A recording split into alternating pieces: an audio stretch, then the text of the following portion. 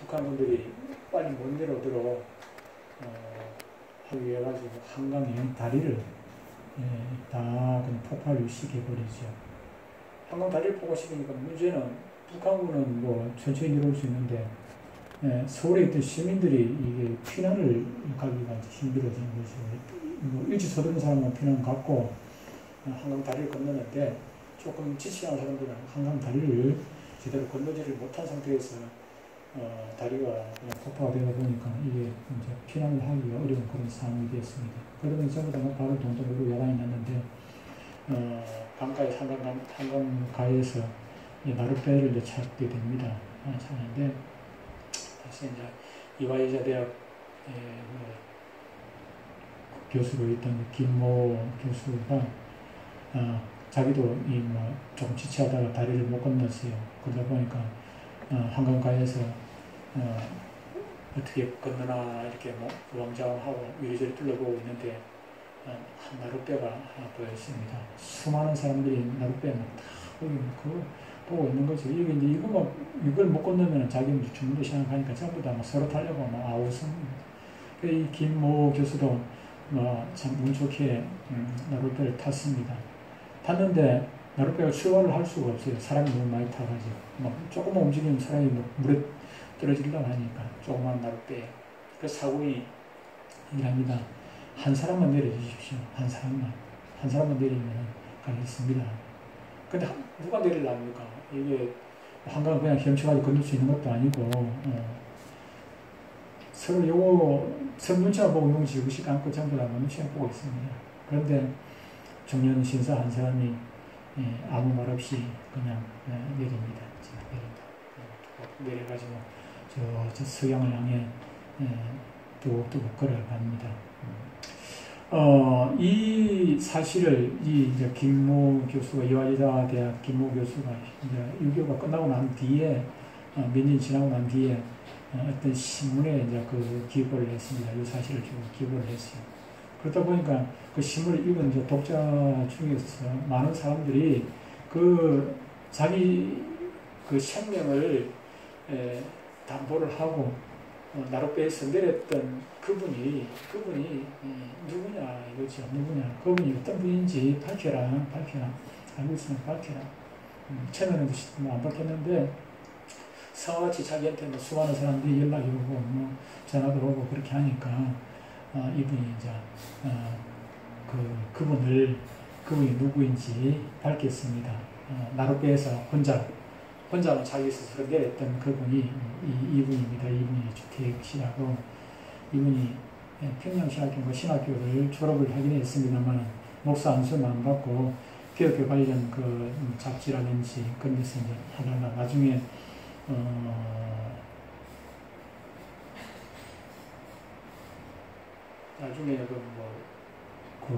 연극 그것도 많이 쓰고 그렇게 했던 분으로 알고 있습니다.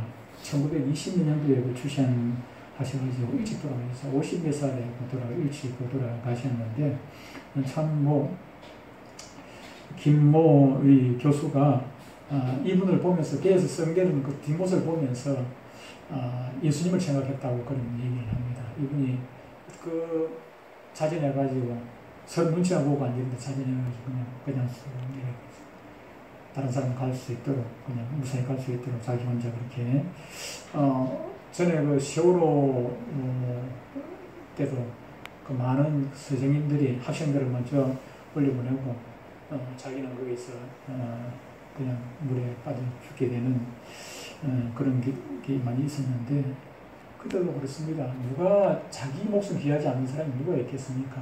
예수님께서는 천하보다 귀한 것이 생명이라고 말씀하셨는데 자기 생명보다 귀한 것이 무엇이 있겠습니까? 그럼에도 불구하고 다른 사람들의 생명을 위해 가지고 자기가 죽을지도 모르는데 그래서 그렇게 포기를 하는 그런 모습이 참 예수님의 모습이고 오늘날 우리들이 추구해야 될 그런 모습이 아니겠는 그런 생각을 해봅니다. 오늘은 지난 시간에 이어서 사람은 자기의 유익을 구하지 아니하는 것이다 하는 것을 말씀을 드리려고 합니다. 오늘 이 말씀을 통해 가지고 자기 유익을 구하지 아니하며 또 범사에 성내지 아니하는 그 영적인 그런 사랑을 베푸는 우리 모두가 되었으면 참 좋겠습니다. 첫 번째로 사랑은 자기의 유익을 구하지 않는 것이다. 유익이라는 것이 무엇입니까? 유익, 이익이죠. 그죠? 이문을 보는 것, 이득을 보는 것, 그런 것을 의미를 합니다. 그런데 여기서 자기 유익을 구하지 않는다 이 말씀을 중세시대에 오해를 하는 사람들이 많이 있었습니다. 자기의 유익을, 나를 위해서는 뭔가를 하지 않는 것입니다. 나를 위해서는. 그러다 보니까 먹는 것도 절제를 해가 최소한의 그 생명 유지 정도만 할 수 있도록 먹고, 옷도 그냥 헐벗고 그냥 막 부분적으로 조금만 일부분만 가르고 그 추운데도 덜덜 떨고 자기한테 자기의 유익되는 것은 최소한을 줄이는 거예요. 최소한. 그래가지고 그걸 수도사들도 많은 그런 수도사 있었죠. 실제로 그래가지고 그런 사람들 많이 있었는데 이 자기의 유익을 구하지 않는다는 것을 좀 오해를 하는 부분이 있습니다. 자기의 유익. 자기의 유익을 구하지 않는다 해가지고 먹는 것도 절제를 하고 입는 것도 절제를 하고 물론 적당히 먹는 것은 좋습니다만 적당히가 아니라 아예 그냥 굶고 살려고 그러고 쌀이 있음에도 불구하고 내대로 금식을 하려고 애를 쓰고 그렇게 해서는 어떻게 됩니까? 자기 몸이 망가지게 되는 것입니다. 하나님께서 창조 질서는 예수님께서 피곤하니까 주무셨지 않습니까? 주무셨어요. 예수님께서 밥 드셨습니다. 예수님께서 식사 안 하셨습니까? 예수님께서 식사 안 하시고 예수님은 오히려 금식을 적게 하셨어요. 다른 사람도 금식 하는데 자기들은 저 예수님하고 제자들은 금식 안 한다고 누굽니까? 그 바리새인 그들이 예수님을 힐난하고 그런 모습이 있습니다만 이 창조 질서라는 것은 먹어야 살도록 되어 있는 것입니다. 모든 생물, 살아있는 것들은 먹어야 식물이든지 동물이든지 먹어야 살 수 있도록 하는 것이 그게 창조 질서예요. 창조 질서. 물론 특별히 영적인 상태에서 좀 충만해지고 하나님의 능력을 받으면 의뢰를 입으면은 모시가 40일 금식 기도를 했는데도 불구하고 얼굴이 해같이 빛나고 버쩍버쩍 사람들이 눈이 부셔가 제대로 쳐다보지 못해가지고 모시가 수건으로 가렸다고 그런 얘기가 기록되어 있습니다. 그런 특별한 그 많은 영적인 영역이 그렇게 되어 있을 때의 얘기지 일반적인 사람들은 그렇게 돼요. 그래서 어떤 분들은 예수님께서 40일 금식했으니까 자기는 80일 금식기도 하겠다. 살았으니까 죽습니까? 그래 죽은 분도 있어요. 그거는 교만입니다. 거만이고 예수님 40일 했는데 자기는 80일 예수님보다 더 많이 하겠다. 그건 하나의 교만적인 행동이라고 볼 수밖에 만용이죠. 만용이. 그래서 일반적으로 우리는 먹을 건 먹고 입을 거 입고 단지 어제 그 센터에서도 얘기했습니다만 우리 한국 속담에 홍한 쪽도 나눠 먹는다는 그런 얘기 있습니다만 다른 사람이 굶는 사람이 있다면 어떻게 됩니까? 그러면 그 한쪽으로 나눠 먹어야지. 나눠 먹어. 내가 안 먹어도 그냥 주고 예수께서 말씀하신 것처럼 겉옷을 달라는데 속까지 벗어주고 오리를 가자면 심리도 가지고 이런 거는 가능해요. 근데 내가 심리 갈 수 있는 형편이 돼야 심리를 가지. 심리 갈 수 없는 형편에 예수님 말씀대로 심리까지 억지로 가다 죽어버리면 됩니까? 그거는 옳은 것이 아니에요. 내가 할 수 있는 만큼만 하는 것이지 무조건 자기의 유익을 포기를 하는 것 그것은 결코 옳은 일이 아닌 것입니다. 우리가 내가 할 수 있는 만큼만 하면 돼. 할 수 있는 만큼. 자기의 유익을 구하지 않는다 해가지고 영적인 부분도 절제를 하고 그렇게 해서는 또 안 되겠죠. 오히려 그러다가 자기 영이 침체가 되니까 그렇게 해서는 안 되는 것입니다.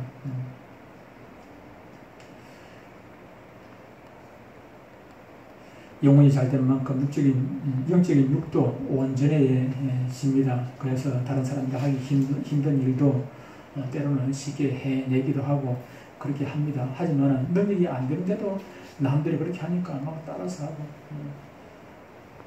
저는 그 금식 기도를 일주일 해보긴 해봤습니다만 일주일 정도 하고 나니까 힘들어서 더 이상 못하겠더라고요. 자기가 할 수 있는 만큼만 하면 돼요. 근데 어느 날 갑자기 40일 금식기도 할 수 있는 건 아니거든요. 이것도 영역이 따라줘야 자라가야 되는 것입니다.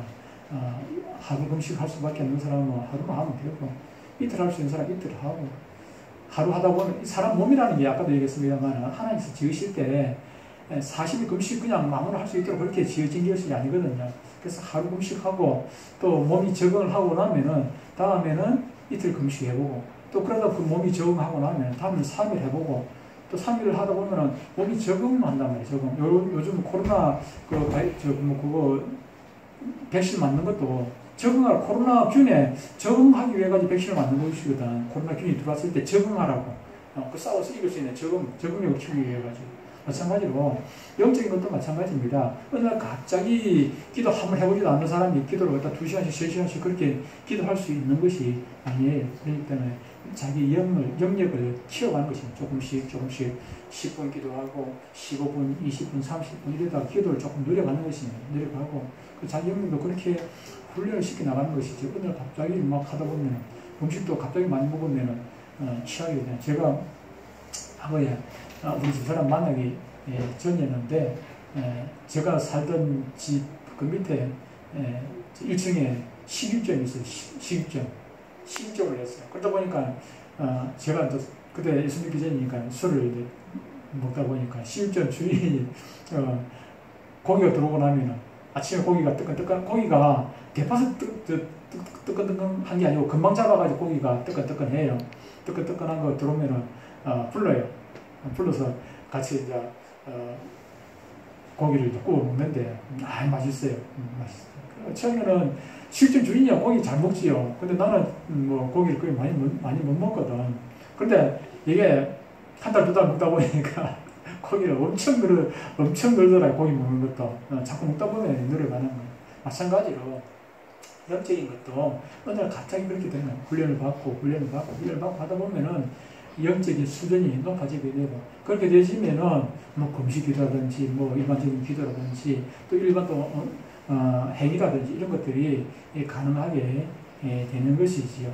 그렇다면은 그때는 이제 이게 뭐 이것도 하고 저것도 할 수 있겠지만 자기가 그런 능력도 안 되면서 무조건 하려고 해서는 안 되는 것입니다. 자기 유익을 구하지 말라 이 말씀은 진리의 말씀도 양보하고 기도하는 것이나 충성하는 것도 절제하라 또 그런 것도 결코 아니라는 것입니다. 이단이 왔는데 뭐 이단하고 우리 교회도 그냥 교회인데도 자꾸 이단이 뭐 우편을 보내고 그렇게 해요.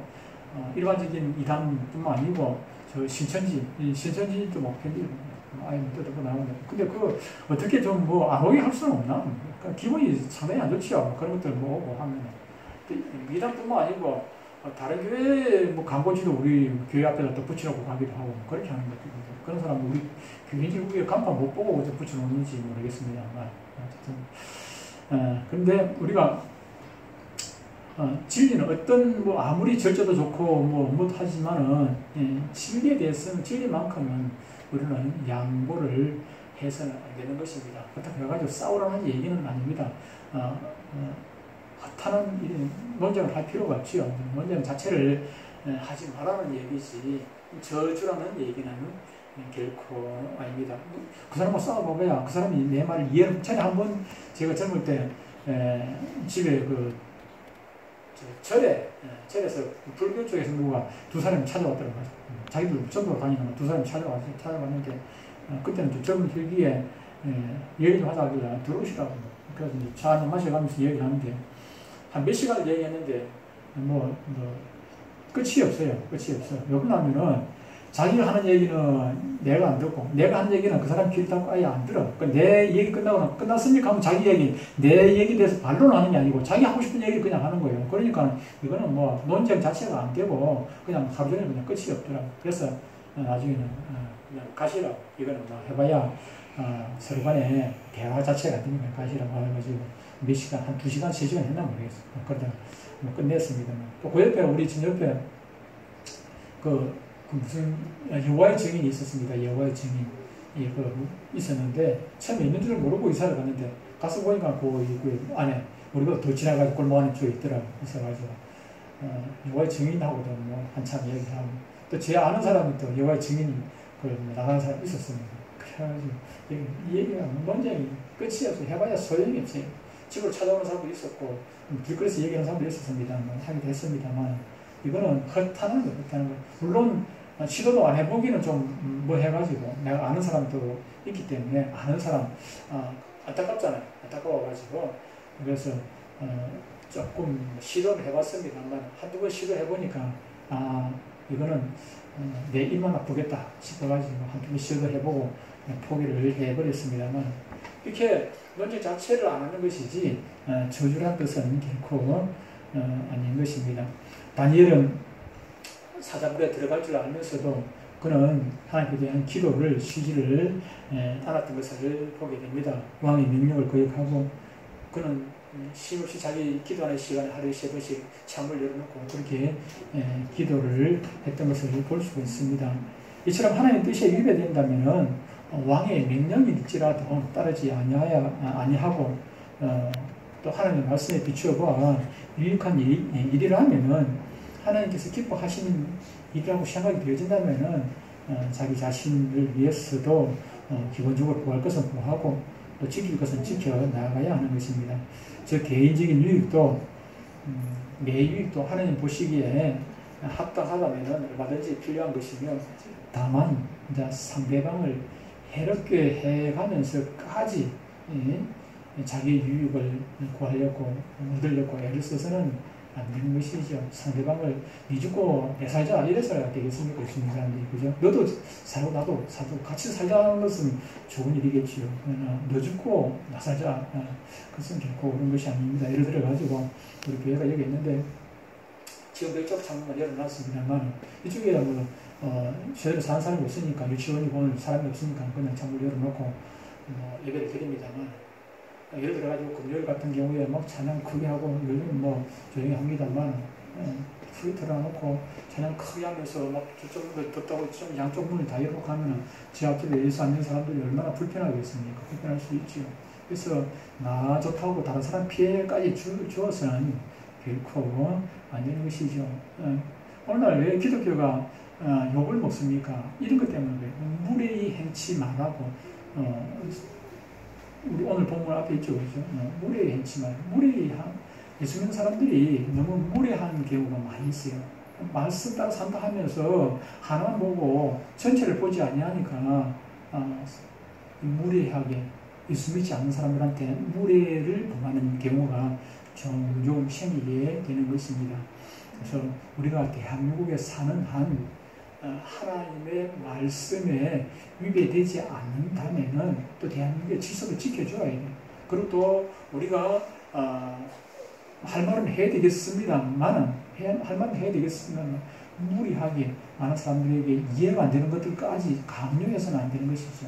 이해가 되는 것들은 이해가 안 되는 걸 강요를 해서 되겠습니다. 나만 지키면 되는 것이지 다른 사람까지 그렇게 강요할 필요는 없는 것입니다. 7년에서 선한 욕심이나 유익은 발전시켜 나갈수록 좋은 일이겠지만은 수단과 방법을 가리지 않고 행함으로써 이웃에게 피해를 주거나 신뢰를 범하는 일은 결코 우리에게 있어서는 안 될 것입니다. 그러므로 하나님의 자녀된 우리들은 모든 일에 있어서 내 주변과 내 이웃부터 살필 줄 알아야겠고 또 위로는 하나님과 교회, 하나님의 종들, 믿음의 형제, 내 부모, 내 남편, 내 아내로부터 먼저 생각하는 그런 아름다운 마음 자세를 지녀야 하겠습니다.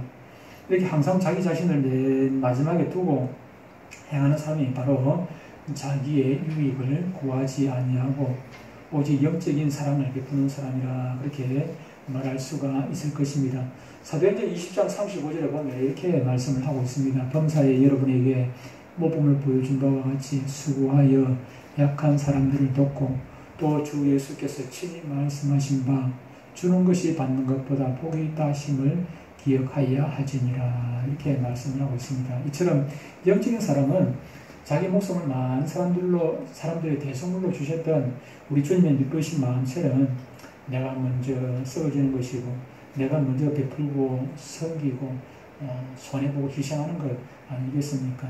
자기 이익을 구하지 않는 것은 내가 그것을 취할 줄 모르는 바보라서 그렇게 하는 것 아닙니다. 이 땅에 바보 아닌 이상 다 누구나 갖고 싶은 욕심이 누구나 다 있습니다. 돈도 갖고 싶고 이것도 갖고 싶고 저것도 갖고 싶고 하나 가지면 두 개 가지고 싶고 두 개 가지면 세 개 가지고 싶고 열을 가지고 있으면 100을 가지고 싶은 것이 만족이 있습니까? 사람에게는요 만족이라는 것이 이 땅에는 없어요. 그런데 그럼에도 불구하고 자기 것을 포기하는 사람은 그것은 왜 그렇습니까? 바보라서 그런 것이 아니라 바로 예수님 사랑을 알기 때문에 그런 것 아니겠습니까? 그러므로 우리는 자신을 돌아봐 하나님 보시기에 진정 내 가운데 있는 욕심 누가 있으니까 욕심을 절절해가면서 이것을 먼저 생각하는 그런 사람들이 되어야 할 것입니다. 두 번째로 생각할 것은 성내지 아니하며 그렇습니다. 성내지 아니하며 제가 이 말씀을 준비를 하면서 얼마나 참 민망했는지 모릅니다. 요번 가면은 저는 이 부분에 있어서 참 이게 잘 안 돼요. 잘 안 돼요. 절제를 하려고 애를 씁니다만은 잘 안 되고 저뿐만 아니라 목사님들이 이 말씀을 많이 전했겠지만은 실제로 우리 목사님들 중에서도 이게 성내지 아니하며 이 부분에 대해서 민망한 사람들 참으로 많이 계실 거예요. 여기 보면은 우리 노회나 총회나 가보면은 이게 안 되는 분들이 참으로 많이 계세요. 성내지 아니하며 이게 절제가 안 돼가지고 노회 때 그냥 우통을 탁기로 하고 노회 때 우통 보세요. 그런 걸 제가 여러 번 봤습니다. 총회 때도 마찬가지예요. 노회 때, 총회 때 우통을 보면서 한번 해볼 거냐고 우통을 이렇게 하고 사람이 목사님이라 장로님 아니라 누구라도 사람이 같이 두 사람 이상 모이면은 서로 마음이 똑같을 수가 없지 않습니까? 그래서 두 사람 법이 있는 거예요. 법은 혼자 있을 때는 법이 필요가 없어요. 법이 필요가 없어요.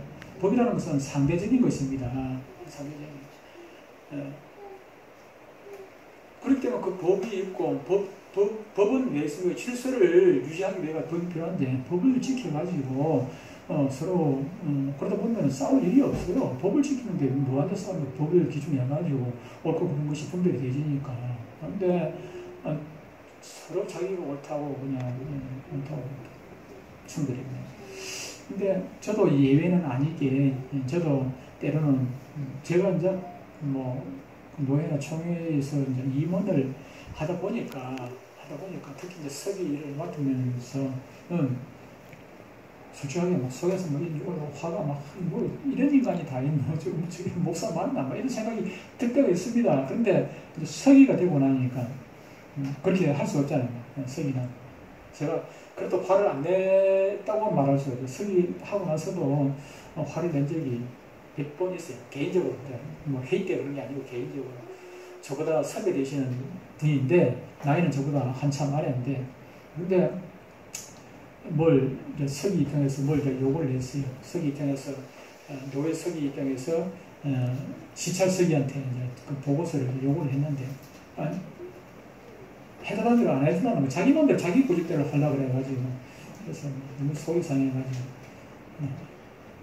그분이 뭐라고 얘기를 하면 목사님 선배도 없냐고 아니 지금 선배 후배 따지는 게 아니고 지금 노회 서기가 시찰 서기한테 이런 거 해달라고 부탁을 하는데 여기 선배 후배 따지냐고 그래가지고 제가 막 인성을 높이고 화를 낸 적이 있습니다. 심지어 목사님께 내 소리 못하게 목사님 그런 적도 있습니다. 요즘은 그건 잘합니다. 요즘 잘하는데 과거에 자기도 어떤 화가 나는 일이 있었겠지만 그런 적이 있습니다만 제가 이 말씀 준비하면서 늘 그런 게 마음에 찔림이 있었어요. 찔림이 있어가지고 여러분들에게 이 말씀을 전합니다만은 저라고 예외가 아니고 오히려 저는 더합니다. 더해요. 그래서 이 말씀 여러분에게 전합니다만은 저에게는 더 큰 찔림이 있다는 사실을 저는 여러분들에게 먼저 말씀을 드립니다. 그래서 여러분 마음속에 목사님이나 잘하지 지나 잘하지 그런 생각 특히 우리 집사람 저 뒤에 앉았는데 당신이나 잘해서 이런 생각하지 말라고 말이죠. 내가 알고 있으니까. 성낸다는 것은 노염을 말하는데 특히 사람들은 다른 사람에게 피해를 입거나 자기 뜻대로 자기 마음대로 되지 않을 때 이렇게 쉽게 분노를 터뜨립니다. 사람이 흥분하여 감정이 북받쳐 오르면은 어떻게 합니까? 보입니다. 큰 소리 치지는 아니할지라도 막 이게 얼굴이 막 불그락불그락해지고 뭐 눈이 충혈해지고 뭐 안절부절 하다가 그러다가 안 되면 어떻게 됩니까? 어느 한계쯤이 지나고 나면 막 폭발을 해버리죠. 입에서 막 그냥 이런저런 소리가 나오기도 하고 그렇게 되는 것을 보게 됩니다. 그런데 우리가 분노하여 성내면은 하나님의 사랑을 변할 수 없고 영적인 성장에 한번 그렇게 하고 나면 막대한 지장을 초래하는 사실을 우리는 알아야 합니다. 따라서 성내는 감정이 나오면은 그 순간에 기도가 됩니까? 기도가 안 돼요. 그런 순간에는 기도 자체가 되지 않아요. 화가 나는데 무슨 기도가 됩니까? 그럴 때는 일단은 좀 그 자리를 떠가지고 저 같은 경우는 조용히 혼자서 먼 산을 쳐다보고 저 과거에 이제 뭐 기도도 하기도 했어요. 저 직장생활 할 때 회사에서 막 열이 좀 많이 났어요. 열이 많이 나가지고 그렇게 이제 퇴근을 하게 되면은 교회 와가지고 교회에서 이제 혼자서 기도를 해요. 기도하는데 이제 누구한테 뭐 화풀이를 합니까? 하나님께 막 하고 싶은 얘기 그 세상 아닌 사람한테 화풀이 못 하던 거, 그 소리 못 치던 거, 그 사람한테는 그 소리 치면 내가 내 때문에 하나님 욕먹을 것 같아가지고 예수 욕먹을 것 같아가지고 그 사람한테 만면을 하고 잘못하고 넘어가고 그래서 기도하면서 그때부터 이제 하나님께 큰 소리 치고 오만거 다 얘기합니다. 그래서 하나님의 위로를 받기도 하고 그런 경우가 있습니다만 일반적으로 그렇게 화가 머리끝까지 그렇게 올라올 때는 그 자리를 피하고 조용히 혼자서 좀 마음을 식히고 차분히 생각해보는 게 좋습니다. 왜 그러냐면은 그 순간을 지나고 나면은 결국은 내가 참기 잘했다. 내가 참는 게 그날 그 시간에 그때 참았던 게 정말 옳았구나 하는 것을 깨닫게 되고 안 참고 화를 터뜨리고 나면은 지나고 보면은 그게 아이고야 잘했네. 내가 화를 한번 낸 거 참 잘했네. 앞으로도 화 계속 내야 되겠지. 그런 생각합니까? 아니지 않습니까? 화를 그때 안 냈으면 조금만 더 참아야 됩니다. 조금만 더 참아야 되는데 그 후회가 되지 않습니까? 누구나 다. 그렇기 때문에 지나고 보면은 후회할 일이기 때문에 우리는 참고 인내하고 그렇게 해야 하는 것입니다. 화를 내거나 성내는 일은 하나님께서 싫어하실 뿐만 아니라 이러한 마음이 있는 이상 영적인 세계로 들어갈 수도 없고 또 앞으로 후회할 일을 만들지 않기 위해서라도 이런 것들은 온전히 세계에 버려야 되는 것입니다. 성이 우리 마음 안에 성전 삼고 계시고 또 하나님께서 우리를 지켜보시며 우리의 마음과 생각 끝까지 다 깨뜨려 보신다는 사실을 안다면은 내 생각과 맞지 않는다 해가지고 상대방에게 해결을 내고 그렇게 해서는 아니 되겠지요. 정녕 하나님께서 우리와 함께 하신다는 사실을 마음 중심에 믿는다면은 우리가 가정에서든지 교회에서든지 일대에서든지 학교에서든지 어디서든지 동일한 모습으로 지낼 것이고 늘 화를 내는 일은 결단코 없을 것입니다. 잠언 14장 17절을 보면은 이렇게 말씀을 합니다. 노하기를 속히 하는 자는 어리석은 일을 행하고 악한 규교를 꾀하는 자는 미움을 받느니라. 그렇게 말씀을 하고 있습니다. 잠언 22장 24절 25절에 이렇게 말씀합니다. 노를 품는 자와 사귀지 말며 울분한 자와 동행하지 말지니 그의 행위를 본받아 내 영혼을 올무에 빠뜨릴까 두려움이니라. 그의 행위, 그 화를 내고 성을 내고 노를 품는 이런 자와 동행을 하다 보면은 어떻게 된다는 것입니까? 그런 사람의 행위를 따라하게 된다는 것입니다. 따라하게 돼요. 그래서 따라하다 보면 어떻게 됩니까? 내 영혼을 올무에 빠뜨리는 이 올무를 누가 놓습니까? 이 올무는 마귀가 놓는 것 아니겠습니까? 하나님께서 올무를 놓겠습니까? 마귀가 우리를 올무를 놓는다. 그래서 함정에 빠뜨리려고 올무를. 그래서 우리가 이런 행위를 본받지 않냐면은 마귀가 아무리 올무를 놓는다 할지라도 우리가 빠지지 않는데 넘어가지 않는데 근데 이런 화를 내고 분을 품고 이런 자하고 이런 사람하고 친구 삼고 그렇게 가까이 지내다 보면은 이렇게 마귀 올무에 빠지게 된다는 것입니다. 근데 우리가 그런 사람 아예 만나지 말라는 얘기가 아닙니다. 그런 사람을 만나지 말라고 그러면 어떻게 된다는 것입니까? 이 땅에 살지 말고 쭉 성공하게 혼자 살아야 되지, 그렇죠? 우리가 살다 보면은 회사를 가든지 뭐 학교를 가든지 어디든지 이런 사람들이 늘 이게 마련이기 때문에 그런 사람들하고 만날 수밖에 없습니다. 그러나 그런 사람들을 친구 삼아 가까이 지내죠. 늘 경계를 하고 그렇게 해야죠. 그런 사람들 경계를 하면서 조심을 하면서 그렇게 살아야 할 것입니다.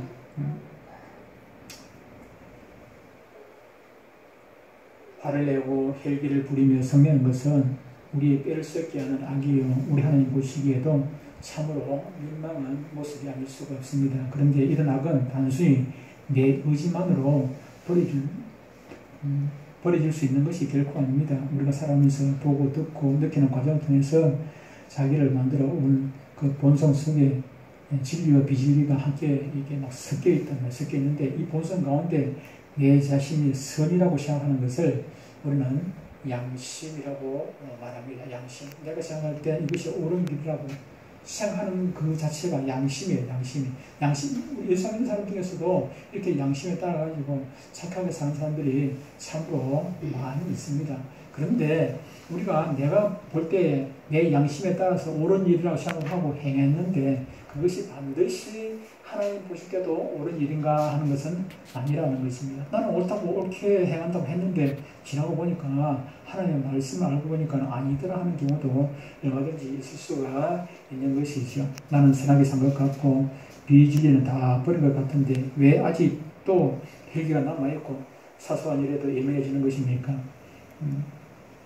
베드로가 예수님하고 그렇게 오래 지내면서도 자기가 생각할 때 자기 양심 속에서는 친구가 자기한테 잘못했을 때 한 7번 정도만 용서해주면은 자기로서는 최선을 다했다고 그게 선이라고 생각했던 것입니다.